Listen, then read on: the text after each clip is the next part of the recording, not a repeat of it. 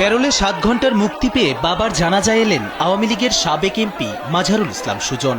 রাষ্ট্রীয় মর্যাদায় দাফন করা হয় তার বাবা আওয়ামী লীগেরই সাবেক সংসদ সদস্য দবিরুল ইসলামকে। এ সময় তার জানাজায় হাজারো মানুষের ঢল দেখা যায়। ঠাকুরগাঁয়ের বালিয়াডাঙ্গি উপজেলার শহীদ আকবর আলী বিজ্ঞান ও প্রযুক্তি কলেজ মাঠ কানায় কানায় পূর্ণ হয়ে ওঠে। তাকে ঘিরে কান্নায় ভেঙে পড়েন স্থানীয়রা।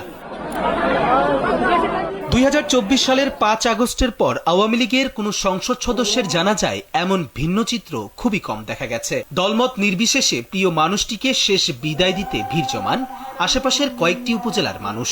এদিন ধর্মীয় বাধা ভুলে সনাতনীরাও দবিরুল ইসলামকে শ্রদ্ধা জানাতে আসেন।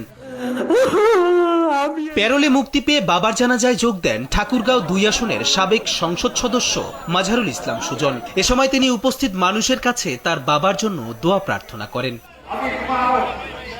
বর্ণাঢ্য রাজনৈতিক জীবনে 7 বার সংসদ সদস্য হয়েছেন দবিরুল ইসলাম। ঠাকুরগাঁও 2 আসন থেকে 1986 সালের পর 1991 সালেও বিপুল ভোটে জয়ী হন। এরপর আওয়ামী লীগে যোগ দিয়ে 5 বার সংসদ সদস্য নির্বাচিত হন তিনি। এমনকি 2001 সালে আওয়ামী লীগ পরাজিত হলেও এই আসন থেকে এমপি নির্বাচিত হন তিনি। জানা যায় 1971 সালের মুক্তিযুদ্ধেও সক্রিয় ভূমিকা ছিল তার।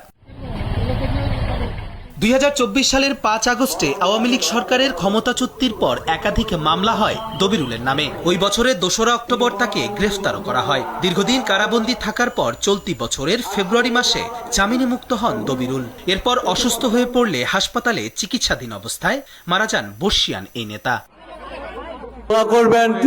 তিনি যেন ব্যস্ত নসিব হয়।